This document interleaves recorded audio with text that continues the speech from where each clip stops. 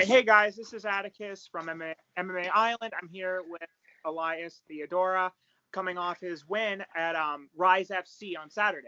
So, Yes, sir.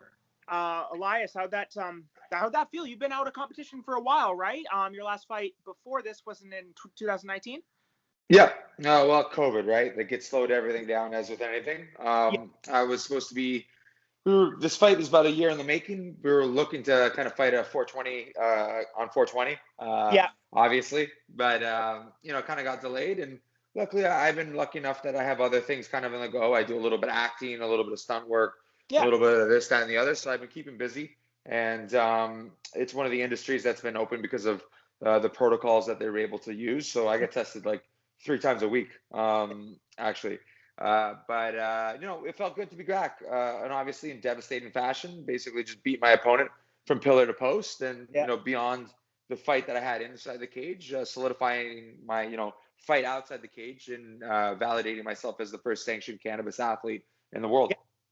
No, that's huge, man. I know that's something you've been passionate about for a long time. And how do you feel about? I think UFC now has I think they allow. It's not a banned substance anymore, right? But I'm not sure exactly. So it's a little confusing. So with them, actually, so WADA still tests for it, USADA still tests for it. Yeah. And if you claim that you use it for anything other than getting just high, then you can get in trouble for it, which seems actually moronic. If you say you use it for medicine, or anxiety or any type of medical things, it's considered an actual prohibited substance. Really? It was more of a, to be completely honest, it was more of a publicity headline than anything else. Yeah. Because any commission, like for instance the BC commission, overrules it, so it doesn't really mean anything other than they could have done that from the very beginning, but they didn't. And USADA can actually step in and still suspend you at any given time. It's like in, when they fight in Fight Island, they don't have cannabis. But then again, if you smoke weed in Abu Dhabi, you'll probably lose a finger and they'll give you 70 lashes. So it's but again, a step in the right direction. The UFC's been a little bit more progressive.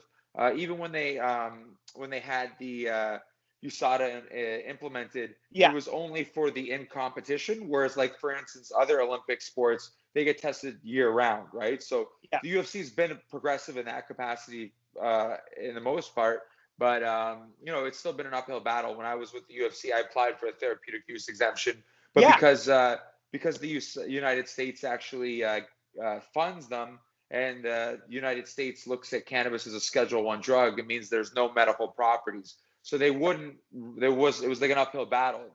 Every time I would apply, they'd say, yeah, you have your condition, but have you tried Vicodin? And they're like, I guess. And they're like, have you tried opioids? But at the same time, they would be telling me to take opioids, they'd be doing a campaign saying, don't get hooked on opioids. So it was very one hand isn't talking. And painkiller, right? Opioids. Well, opioids. So we're talking about just essentially heroin. But weed's the bad one, right? Yeah. Well, like even for me, I don't really smoke weed to get high. I just do usually for sleep. True. For sleep. But yeah, so you mentioned being you got in January 2020. You were the first professional fighter to receive the therapeutic use exemption, actually, for cannabis. Yeah, THC and THCA, to be more specific, the compounds, they're both banned. THCA is how I ingest raw cannabis. So if you don't actually heat it, it's THCA, and that is essentially anti-inflammatories. There's no actual high. You have to heat it up in order to get the high, right? So then it becomes THC. And then when, for instance, you cook it and it goes back down and coagulates, that's why when you eat an edible, it becomes even higher because it becomes THCA. But they're both banned substances that myself and my lawyer were able to argue along with my doctors. I say doctors because originally I started with my family doctor, and then it became, now I have like 3 or 4 doctors for every single component of this. And for me specifically, I use it for pain management. So Yep. instead of using, opioids or other type of painkillers, to numb pain, I use cannabis, which is a much better, medicine for me personally. And again, medicine is a very personal thing. So Yep. my doctor and my doctors agree that cannabis is right for me. And again, no longer with the UFC and or US company, I was able to apply for a therapeutic use exemption with the Commission of British Columbia.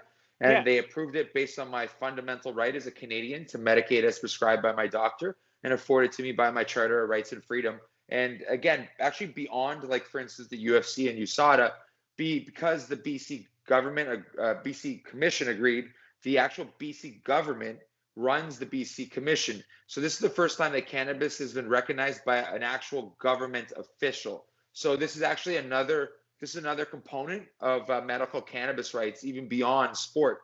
This is actually the government of British Columbia recognizes my use of cannabis, because when we were tested throughout the product protocols with WADA, because they do that with the BC government, cannabis is still in my system, and Lord is in my system, but it's allowed to be. So that's like the big difference. So like when you mentioned like either the UFC or baseball and like basketball, they're no longer testing.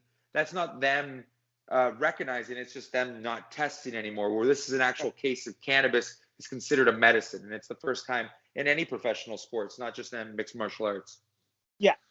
Well, and that's actually what I want to talk about next. Is your last fight was in Victoria, correct? Victoria. Yep. And when I found that out, I was really excited. I live in BC. Nice. I'm in like White Rock, Surrey. Like nice. Yep. Yeah. So do you live in BC now? Are you live here, or that's just where your last fight was? Yeah, that's where we put the fight together. It kind of all worked out. Ironically enough, it was essentially Canadian Fight Island, because Victoria is what's it called, on an island. Yeah. So it worked out very well, especially with COVID. There was very low numbers, and one of my coaches, Chad Pearson, his company is out there too, so we were able to stay with him and his team out there. So it kind of all worked out. Everything kind of pushed towards Victoria, and it was a great night and a great week leading up to it, fight week. And I couldn't be more, blessed to have such a great team. And it was such a beautiful, stay. It was like one of the warmer days, I've been told. It was sunny all day, all week. And, got to ring in a brand new fight. Yeah. Yeah. I've only been to Victoria once. I was in like grade 5, I think I was like 10, but it is really beautiful there. Yeah. Are you still in BC, or I know you're from Ontario, right? Yeah, I'm back in Toronto. I'm back home. Okay, so you're back in would you for your next fight, are you planning on fighting for this organization or another organization? Well, I partnered with Saba of Rise Fighting. I was actually the co-promoter for the event as well. So I brought on all the partners and the sponsors to basically get the show running. It worked really well with Saba. He's a fighter himself, so I have a lot of respect to anyone that steps in the cage, and we hit it off really well. So, really, really excited at the potential of eventually doing another one together. But the plan is not necessarily BC. It's actually the US. I'm looking to validate my therapeutic use exemption, possibly in California next. I've already applied for another therapeutic use exemption, and we're just waiting for the process to play out.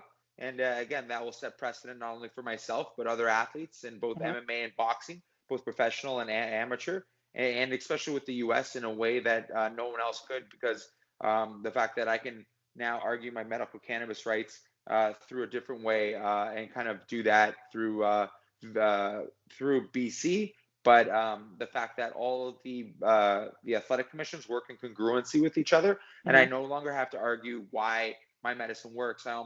The other commissions have to argue why BC was wrong, and they don't usually do that. They usually work with each other. So I think in the coming weeks and months, I will get my therapeutic use exemption validated in the US. It's not when.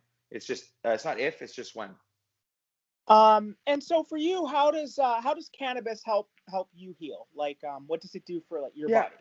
Yeah, well, pain management. I have bilateral neuropathy, essentially nerve damage of my upper extremities, and if anyone with my condition would be able to use any type of opioids, any type of painkillers, to kind of mitigate that and the pain that goes with it.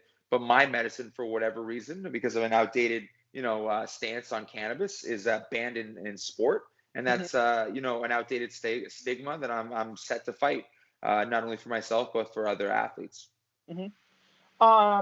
And so was the not being able to use cannabis, was that part of the reason for your departure in UFC, or was there other stuff that went into that?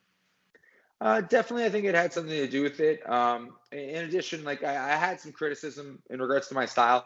Part of it was, kind of evolving and kind of changing it up because I wasn't able to use my medicine and wasn't able to necessarily every single time push myself in the way that I wanted to. I thought there was a need to kind of evolve and kind of. I developed a little bit of a point fighter style, and I got some criticism from it. So now being able to medicate my last two fights, I was able with no barriers in regards to my ability to compete. I was able to compete at a level playing field, and I think the results speak for themselves. I'm 2-0 after the UFC, and both by devastating TKOs. And so, like, for me, I know I was like really surprised to see your departure from UFC because you have a really good record in UFC. You were 8-3, if I'm not mistaken, 8-win. And your last loss was to Derek Brunson, who's, has some really notable wins, has fought a lot of the top guys. So do you feel, if you get a few more wins, do you feel like the goal might be to get back in the UFC, or you kind of cut ties with them?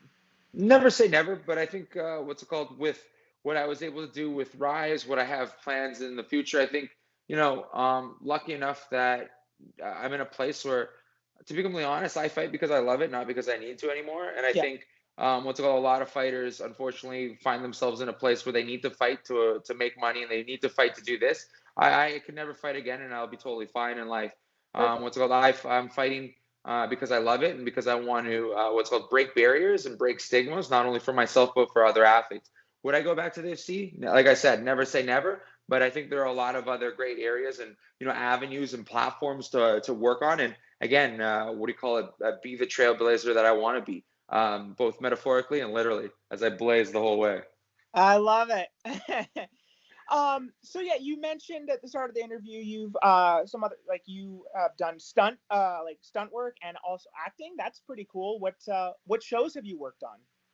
Some of them are in the works right now that I can't really talk about, the really cool ones. Okay. But some of the stuff that I have kind of going on that I am able to talk about. For instance, there's one that I'll be filming in Greece later this year. It was supposed to be last year, but COVID. It's called Red Door and the Lemon Tree. And I basically play King Minos. I have a part right at the crux of the film where I play the gatekeeper of the underworld, and I decide whether or not the main character gets to go to the underworld and see the person that she wants to see. It's a really cool script. I'm really excited about it. It's like Mamma Mia with like a fantasy twist. That one's going to be in what's called Crete, the beautiful island of Crete, where I'll be filming for two weeks. Yeah. So there's that. There's another project that I'm working on. We have it's a dual. I always forget the term, but basically it's a dual country, dual treaty film. So it'll be partly filmed in Canada, partly filmed in Brazil. It's called Last Hit. It's a working title right now, but I play an MMA fighter, huge stretch, and I get injured, and I actually reinvent myself as a competitive video gamer. So I'm going to be I'm actually essentially sidelined in almost like a wheelchair majority of the film, and I'm playing video games. So I think Mortal Kombat, Street Fighter, etc., etc.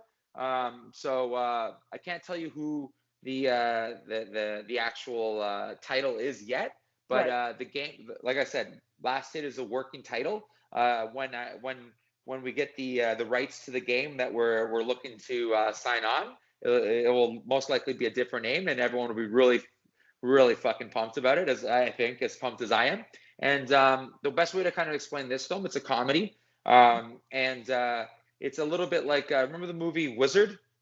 Yeah, heard of it. I haven't seen it. Yeah, with Randy said, it's a classic, but it's a little bit of that. So it's like a Dodgeball meets Southpaw. You know what I mean? Like it's like like Dodgeball meets Southpaw.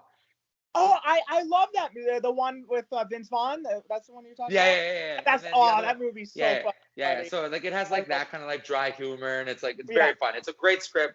The writer Kyle, he's a great writer. He's done a lot of really good stuff. He's all in like the top video game, yeah, a screenwriter for all of those that are like billion dollars worth of video games that he's written for, et cetera, et cetera. So there's those two, and then there's another 2 or 3 projects that I should be able to announce soon. And then once people know what it is, they'll be like, "Oh yeah, of course, that's what you did." So again, there's a couple of things I can't really talk about now, but yeah, it's all very exciting. And again, especially with 2020, I just keep on finding myself in a place where I can't complain in any way, shape, or form. I get to do what I love, and I get to do other really interesting things, and that's kind of where I kind of find myself in the capacity of both in the cage and out, doing what I want to do, and trying to pay it forward in regards to my cannabis fight. Just because, again, I'm in a privileged place where again, if I never fought again, I would be in an okay place, yeah. and I'd want to help other athletes, try and remove any barriers and trials and tribulations that they don't have to go through. Nice. And so how has like the pandemic, like, you didn't fight for all of 2020, right? So how did that like kind of shape your career? Like, did you train less? Like, what was it like? No, I trained throughout the whole thing. I kind of shrinked, if you will, to use a term, my bubble, and kind Right. of trained with only a certain amount of training partners. And the crazy thing is, again, like because of my job on set and stuff, I get tested 3 times a week, but yet I trained like there was no difference at all. Yeah. And part of what that is the fact that what's it called, the film and TV industry, they're able to change the protocols to the Mhm. World Health Organization's standard. So they have a lower test, like a lower threshold than what the government uses right now. Yeah. I'm not going to get into any conspiracy theories or anything like that because I don't believe in conspiracies. I think Yeah. it's just incompetency and competing interests. I think it's just a whole bunch of people that are taking advantage in certain ways in different directions. But I digress. And have you been like eligible? Are you eligible to get the vaccine yet, or not yet? I don't think so. To be completely honest, I'm gonna let everyone else kind of get the vaccine. Like I Fair. said, I've been training. I've been training every single day, like nothing, like no difference, and I've been tested 3 times a week, and I've never had one negative test or negative positive test rather. Yeah. Yeah. I've never had one positive test. I think in very much this. There's been recent studies, like for instance, one of the big studies out of India. They did a study of like 200, 300,000 people, and they think only about 30% of the 40% of the population can even get this. Never mind even get what's it called, a negative response to it. Right. I think a lot of this has to do with, again, there are vulnerable people that we need to help, and luckily Canada is in a very, very great position where we can actually use our social safety net to protect those that are vulnerable and those that think they're vulnerable. And Yeah. then I think the rest of us should be able to live because the way I look at it, there's car crashes every single day, but we still drive, right? So it's assumed risk. You're talking to a cage fighter who jumps into a cage and assumes there's going to be risk getting punched in the head. So I assume there's going to be a risk at anything else. But at the same time, again, that social safety net needs to be there. If you feel sick, stay home. If you're vulnerable or feel vulnerable, stay home. And I think we're lucky enough to be in a country that definitely does that. So I don't know. I think. Again, I don't believe in conspiracies. I think it's more incompetency with competing interests. People that are taking advantage of the situation in certain parts of government, or friends with certain people of the government, just basically raking as much money. It's something to be said where you can't go into, like, especially in Toronto where I am. We've been locked down like one of the most in all of North America, I know. right? So, and yet you can go into a Costco and there's no big deal.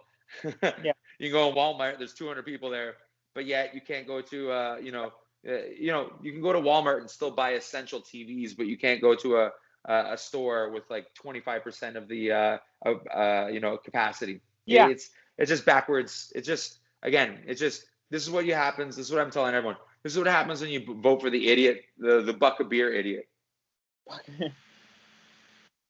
um Yeah, no, I don't know. It is all kind of, like you said, it is kind of backwards in a way. Like, people are more likely to get COVID in Walmart than like some of the smaller stores, you know? Amazon, what's it called, has shut down their whole Brampton facility because 700 people have COVID in an Amazon facility. Whoa, I didn't know But that. but yeah, of course, because they have billions of dollars and they don't want that to be known. Yeah.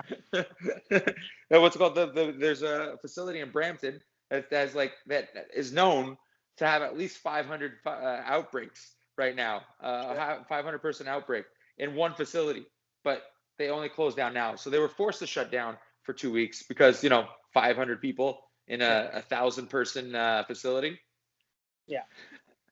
Yeah. But yeah, And, again, gyms shouldn't be closed. I don't think, because that's where the healthy people are. right. Like, you know what I mean? You know what I mean? Like, it's something backwards where they're like, don't, like, your health is what we're worried about. Don't go to the gym. And our premier is talking about what's it called, McDonald's fries all the time, Yeah. or like junk food. It's like, yeah, that's exactly what we need. Junk food right now. Well, speaking of junk food, I guess, well, Starbucks isn't really junk food, but, it made me think of that because I went through the drive-through and they said you got to wear a mask while paying. It's like, are you kidding me? Like, Yeah. Well, I even the CDC, sorry to interrupt you, but the no, it's fine. CDC in the US even is reduced. They even have a recent study where they reduced, the 6-foot rule. They think Yeah. it's 3 feet now. They think it's 3 feet sufficient now. Really? Yeah. So then at that reason, there was never a reason to close down schools to begin with. Think of the children that have gone through just the mental strain of like losing years of it's their babysitter, it's their what's it called, their education, it's their focus, it's their friends, it's their social life, it's everything. Like, I couldn't imagine being in high school and losing my last year of high school. Like, No, oh my God. and I'm just Or saying, like, yeah.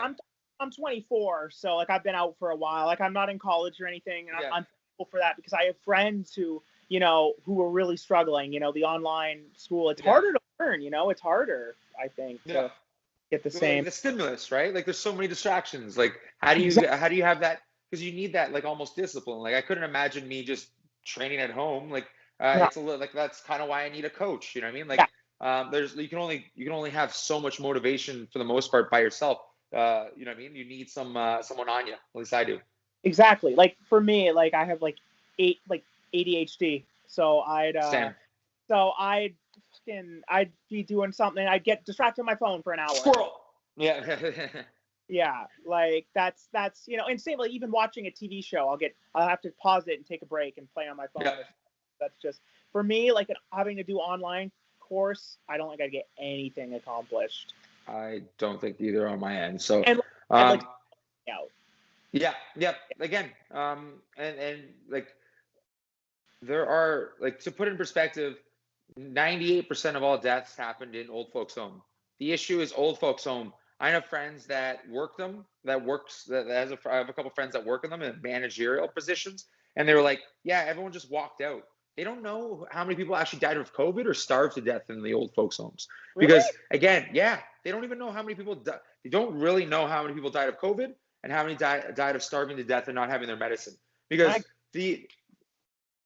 what's it called? Again, I'm so sorry to hear that. In the capacity, like, what's it called, in the old folks' home in Canada, our only private healthcare is long care healthcare. Because what's it called, in the 1990s and 1980s, they thought it would be a great idea.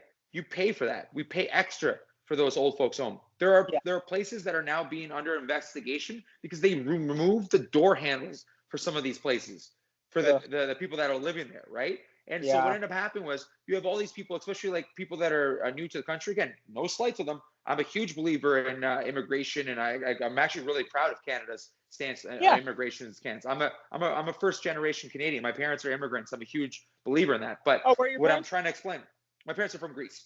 Oh, okay, yeah. Oh, so that's even cooler. You're filming the movie there. Okay. Yeah. I'm gonna go hang out with them after. But my point about this is, there are a lot of new Canadians or new immigrants in general that are working in some of these places, and they're making like minimum wage. Yeah. Again, it's a hard enough job to be at a old folks home and a long care home. Like, it's a thankless job to begin with. Like, It think how is.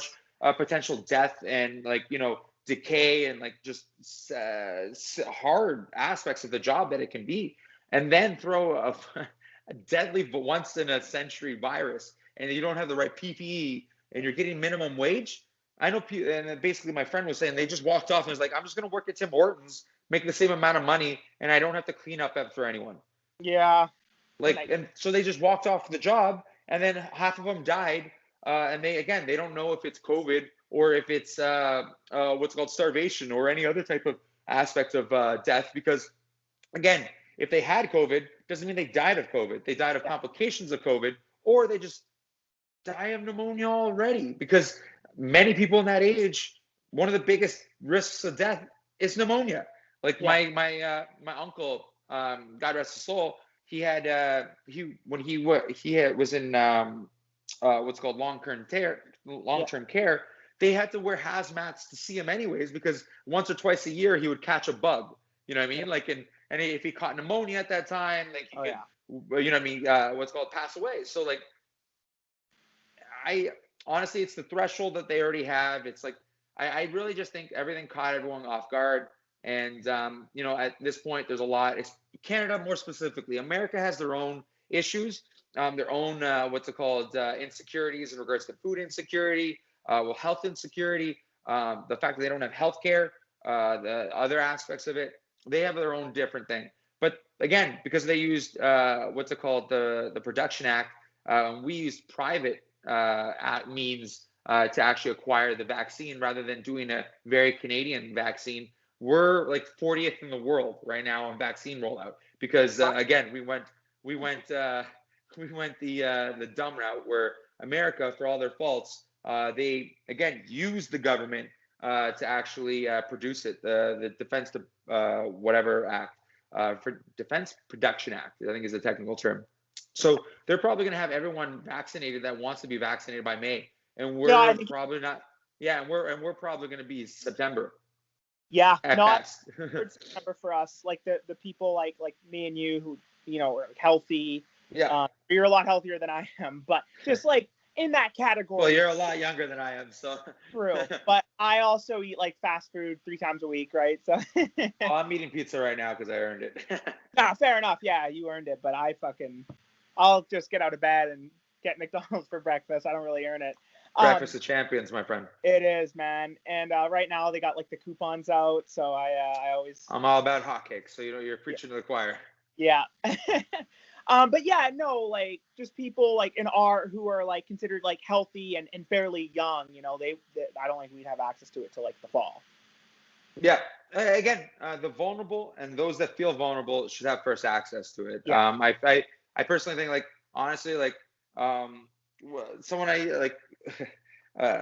former girlfriend of mine, like, just to explain like how healthy I am. So she had like the mumps, and we didn't know what it was. Like, this is years ago. Like, this is years ago, right? She had the mumps, and we didn't know what it was. And she was like all puffy, and she's like, "Oh my God, my face!" I was like, "Don't worry, babe, you're beautiful." And I was kissing her in the face when she had the mumps. She had the mumps, and I didn't even get it. No. Like, no. I've basically gotten a cold probably once in the last 6 years. No shit. Yeah, I'm very healthy. Knock on wood. I was like, as a child, I had a lot of issues, and I think I just kind of like grew a wicked immune system because of it. Like, I'm pretty sure there were people around me when I was training that might have had something, like, right in the early stages while things were kind of going down or whatever like that. And there were a couple of people that I know that were like sick, and they were like around me, and I was just training with them, and nothing happened.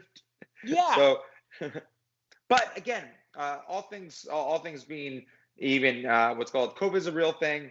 And again, you have to be very careful around those that, could be potentially, affected.